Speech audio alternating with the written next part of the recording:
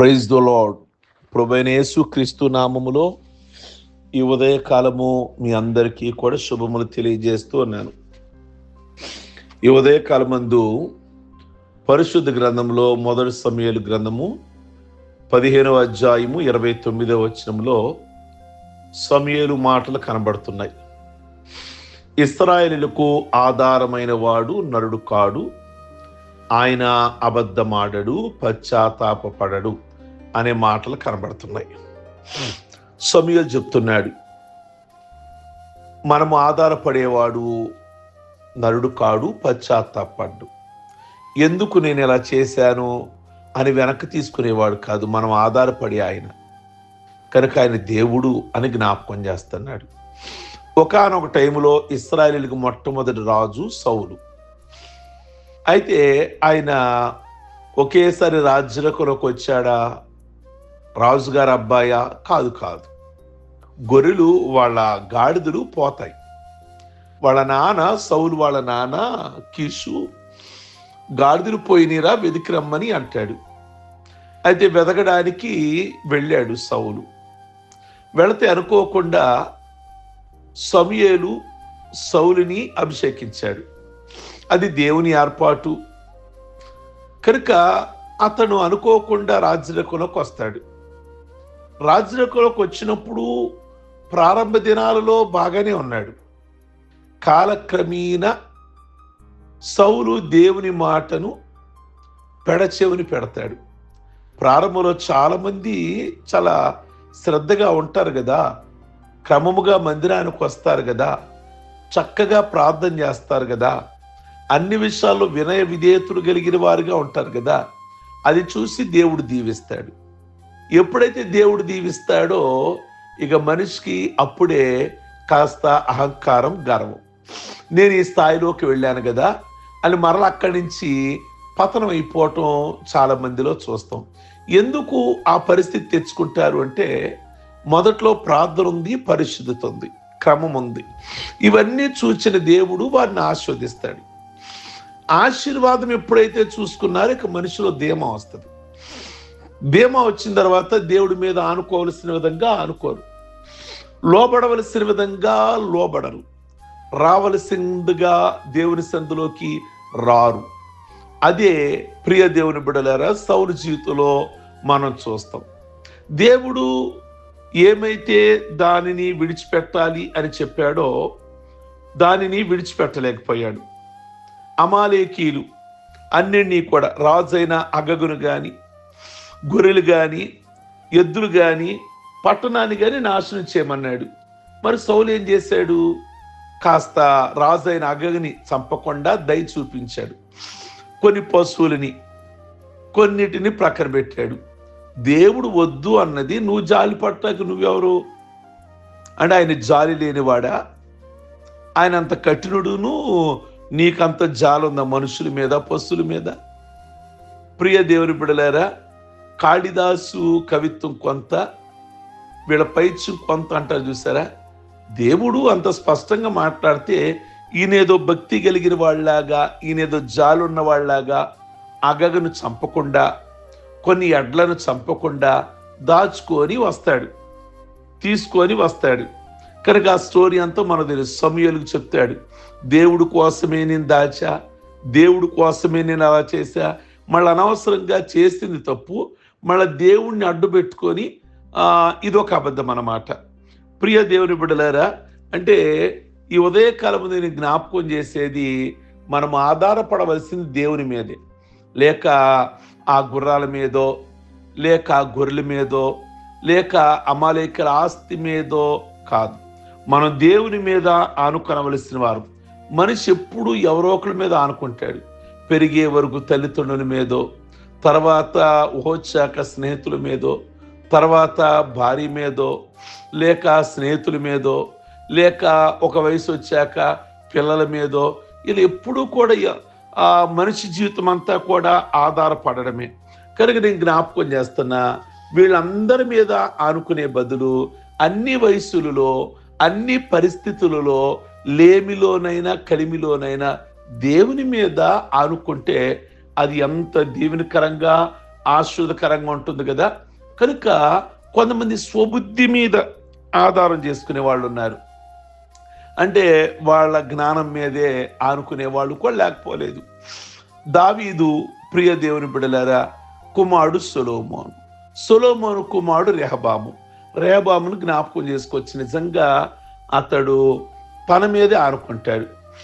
అయితే అతను రాజ్యంలోకి వచ్చిన తర్వాత పెద్దలు కొంతమంది రెహబాము దగ్గరికి వస్తారు. అయ్యా, మీ నాన్నగారి పరిపాలన చూసాం సొలొమోను, మీ తాతగారి పరిపాలన చూసాం దావీది, చాలా బ్రహ్మాండంగా పరిపాలన చేశారు. వాళ్ళ పరిపాలన కంటే మీది, దావీదు పరిపాలన కంటే సొలొమోను బాగుంది. అంటే మీ నాన్న పరిపాలన కంటే మీ పరిపాలన చాలా బాగుండాలి అని కోరారు.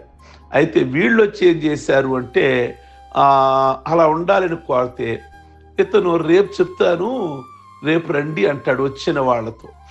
తర్వాత తెల్లారు వచ్చిన వాళ్ళతో అంటాడు, మా నాన్న నడుము కంటే నా చిటికెన వేలు గొప్పది. మా నాన్న మిమ్మల్ని చబుకులతో కొట్టిస్తే నేను కొడాలతో కొట్టిస్తా. మా నాన్న రూపాయి ట్యాక్స్ వేస్తే నేను 10 రూపాయలు వేస్తాను అన్నట్లుగా వ్యర్థంగా ఆలోచన లేకుండా నా ఆలోచనే కరెక్ట్, నా జ్ఞానమే కరెక్ట్ అని తన జ్ఞానం మీద ఆనుకున్నాడు. తీరా బెడిసి కొట్టింది. ఏం జరిగింది? 12 గోత్రాలను ఏలే రాజు లాస్ట్కి 10 గోత్రాలు బయటికి వెళ్ళిపోతే ఒక 2 గోత్రాలకి ఇతను రాజ్యం చేయాల్సి వచ్చింది. నిజంగా ఏ వ్యక్తి అయినా తన మీద ఆనుకుంటే, తన జ్ఞానం మీద ఆనుకుంటే ఇలాగే ఉంటుందని జ్ఞాపకం చేసుకోవచ్చు. కొందరు గుర్రాల మీద ఆధారపడే వాళ్ళు కూడా లేరు. కొంతమంది గుర్రముల మీద, కొందరు రథాలను అడ్డు పెట్టుకొని ప్రియ దేవుని బిడ్డలారా ఆనుకునే వాళ్ళు లేకపోలేదు. అందుకే బైబిల్ గ్రంథంలో ఒక మాట ఉంది.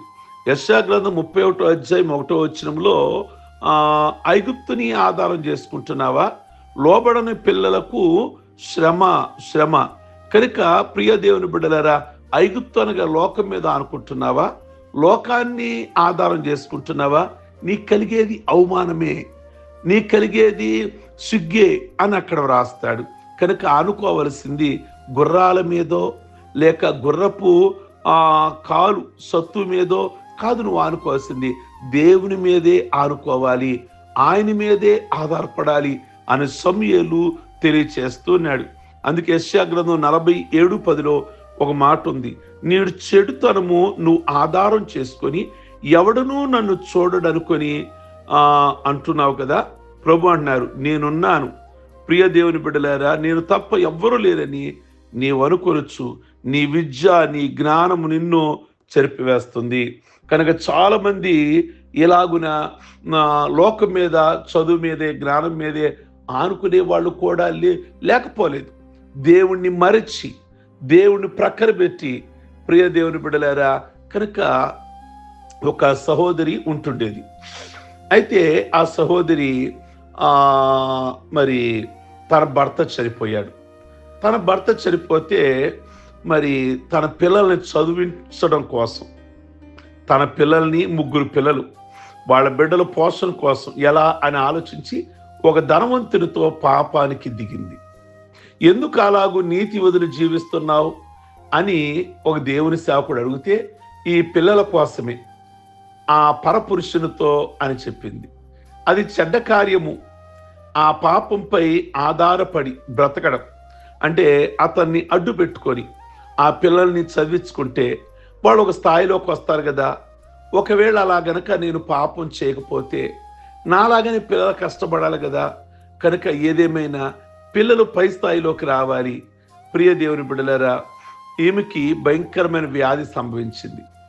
ఈ పిల్లల కొరకే పరపురుషుని మీద ఆధారపడిందో ఆ పిల్లలకే అండ లేకుండా వెళ్ళిపోయింది. చెడుతనాన్ని ఆధారం చేసుకొని బ్రతకడానికి ప్రియ దేవుని బిడ్డలారా అలా చేస్తే నిజంగా ఆ కుటుంబానికి దీవెనకరంగా లేదు, అది ఆశీర్వాదకరంగా లేదు.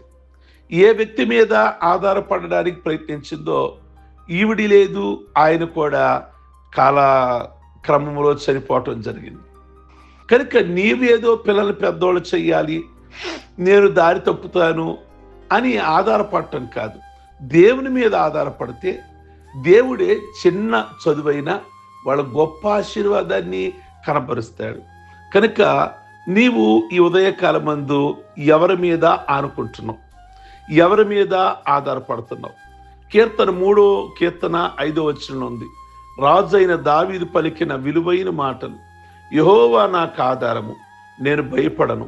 నిజంగా ఈ మాటలు దావీదు పలికినప్పుడు అతడు ఏ మాత్రం ప్రశాంతంగా లేడు. దావీదు కుమారుడు అతనికి ఇష్టడు, ప్రియ దేవుని బిడ్డల మించిన అందగాడు.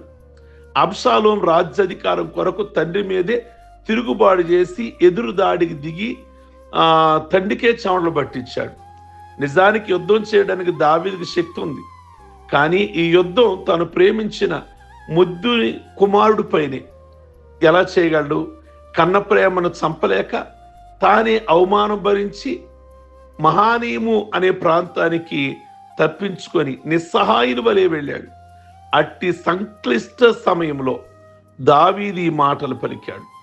1 అంటాడు, దావీదును బాధించువారు అనేకులని వ్రాశాడు, వారు ఇతనికి దేవుని వలన ఏ సహాయము దొరకదు అంటున్నారు. అట్టి నిరాశ వాతావరణంలో దావీదు పలికిన మాటలు ఆశ్చర్యాన్ని కలిగిస్తున్నాయి. దేవుడే నాకు ఆధారమని, నేను అసలు భయపడను అన్నాడు. దేవుణ్ణి తనకు ఆధారం చేసుకున్నాడు. దావీదు పలికిన మాటలు ఎంతైనా పాటించదగినవి. 3 అంటాడు, నీవే నాకు కేడెము, నీవే నాకు అతిశయాస్పదం, నా తల ఎత్తువాడు నువ్వే. ప్రియ దేవుని బిడ్డలారా, ఈ ఉదయకాలమందు మరి నిజంగా దేవుని మీద గనక మనం ఆనుకుని మనుషుల మీదో లేక గుర్రాల మీదో రథాల మీదో రాజుల మీదో ఆనుకునే కంటే దేవుని మీద ఆనుకున్నట్లయితే నీ కుటుంబాన్ని ఎలా అభివృద్ధి చెయ్యాలి, ఎలా హెచ్చించాలి, ఎలా దీవించాలి, ఎలా ముందుకు నడిపించాలి, మీ కుటుంబాన్ని మీ జీవితాలను ఆయనకే అంకితం చేసుకోండి, ఆధారపడండి.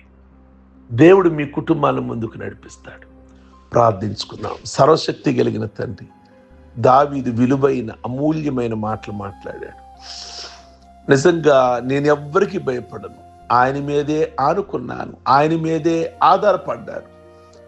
ఈ ఉదయకాలంలో ప్రతి ఒక్క కుటుంబం, ప్రతి ఒక్క వ్యక్తి మీ మీదే ఆధారపడితే వాళ్ళ జీవితాలు నిజంగా నాయన ఆకు వాడక తన కాలమందు ఫలమిచ్చు చెట్టులాగా ఉంటారు. అట్టి కృపను, అట్టి భాగ్యాన్ని ఈ ఉదయకాలం ముందు ప్రతి ఒక్కరికి దయచేసి పెళ్లి రోజులు, పుట్టినరోజులు, రక్షణ పొందిన రోజులు చేసుకుంటున్న బిడ్డలందరినీ కూడా దీవించి దీర్ఘాయుష్వంతులుగా చేసి ఏ సంబంధమైన పర సంబంధమైన ఆశీర్వాదాలతో నింపమని యేసు పరిశుద్ధ నామములో అడుగుచున్నాం తండ్రి. ఆమేన్. God bless you. ఆయన మీద ఆనుకుందాం, ఆధారపడదాం. కనుక ఈ వర్తమానం మీకు దీవెనకరంగా ఉంటే మీరు ప్రతిరోజు మర్చిపోతారేమోనని నేను జ్ఞాపకం చేస్తున్నా. మీ స్నేహితులందరికీ షేర్ చేయండి. లైక్ బటన్ నొక్కడం మర్చిపోమాకండి. కామెంట్ బాక్స్లో మీరు తెలియజేస్తున్నవన్నీ మేము చదివి ప్రభువుని మహింపరుస్తున్నాము. కనుక మీ అభిప్రాయాన్ని వ్యక్తం చేయండి. God bless you. ప్రభు ఈ దినం మిమ్మల్ని దీవించును గాక.